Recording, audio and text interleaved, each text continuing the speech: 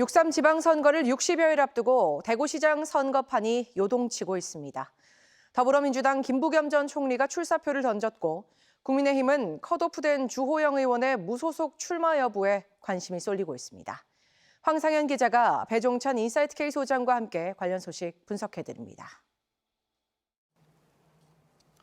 6.3 지방선거를 2달여 앞두고 더불어민주당 김부겸 전 총리가 대구시장 선거에 출마를 선언했습니다. 지난 연말부터 김 전 총리의 행보에 관심이 쏠렸었는데요. 변호사님, 선거판이 요동치고 있습니다.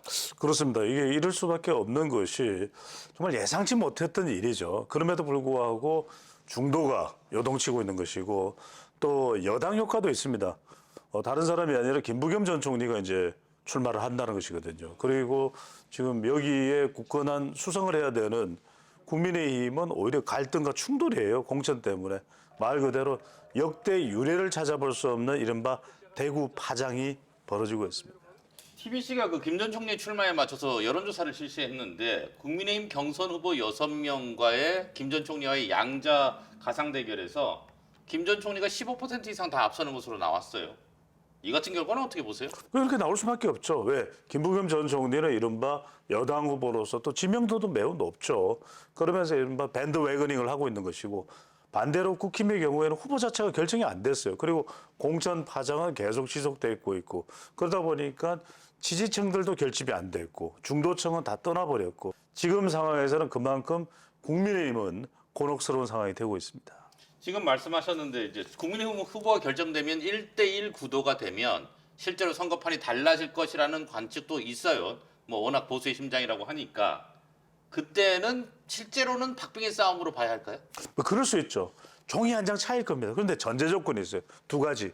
하나는 뭐냐면 이 갈등이 결정되는 후보를 통해서 수습이 돼야 돼요.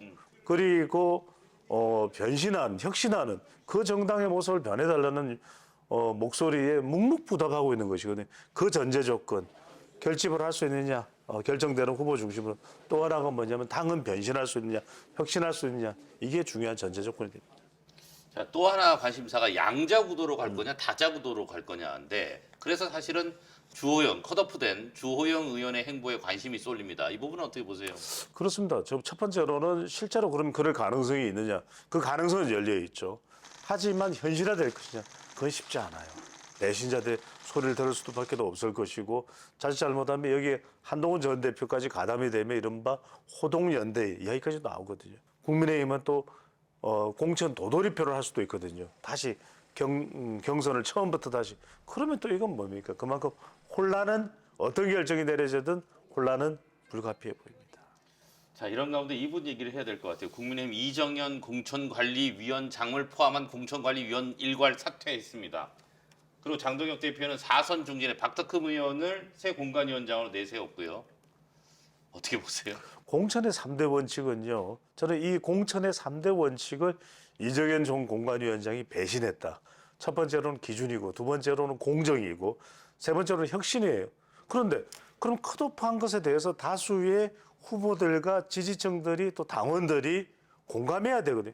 말 그대로 뭔가 당은 당규를 제대로 준수하지 않았고 이정현 전 공관위원장은 야상 점퍼를 입었지만 이것이 비상한 시기였지 야상이 아니었다라는 것이 증빙이 되는 것이거든요. 명징하게 드러나는 것이거든요. 네, 딴 얘기는 TBC 뉴스 유튜브 채널을 통해 좀 더 나눠보도록 하겠습니다. 고맙습니다. 감사합니다.